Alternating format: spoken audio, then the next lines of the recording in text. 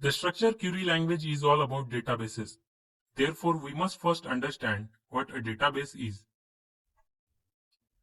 The database is a structured set of information or data organized in such a way that a computer program can quickly access, manage, and update it.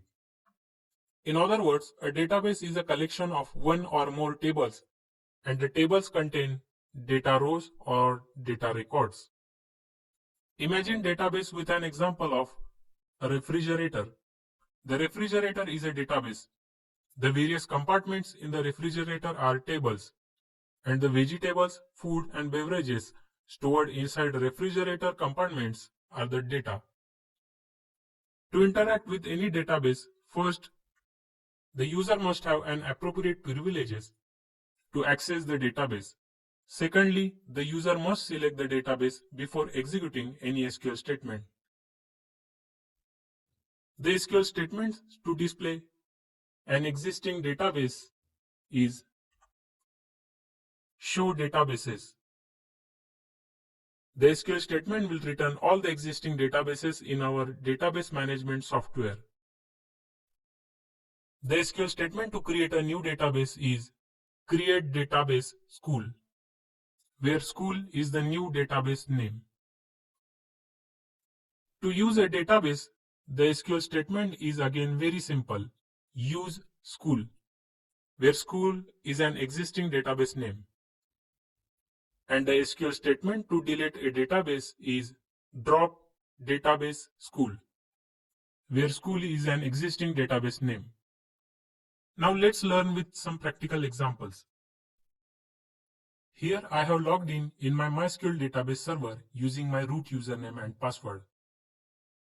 Let's display all the existing databases using the SQL statement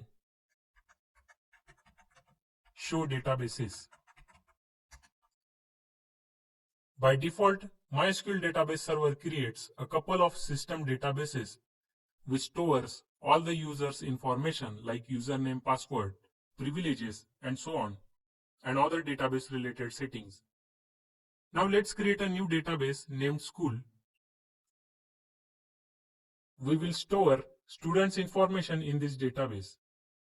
Please note, to create a new database, the logged in user must have database definition language privilege, that is, the privilege to create, select, alter, and drop the database.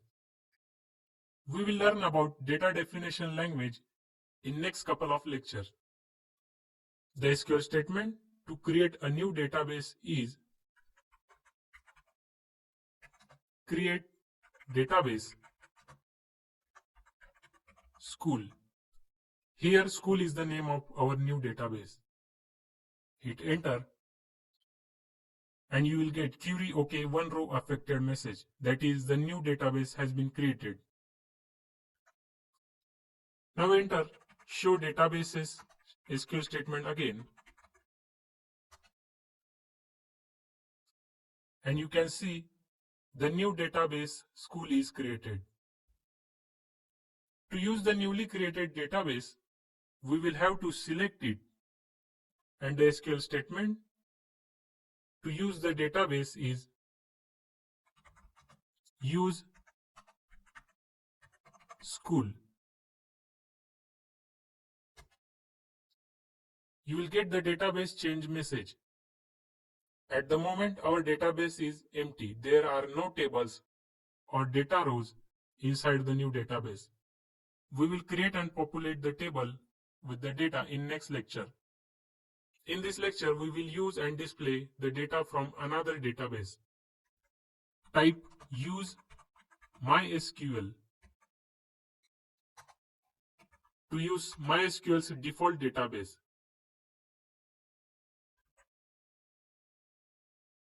Now enter the SQL statement, select user from user. This query will return all the usernames that exist in the user table of MySQL database. Notice the username admin we created in previous section. Finally, let's remove the newly created database. And the SQL statement to delete a database is drop database school. Here school is the name of our database.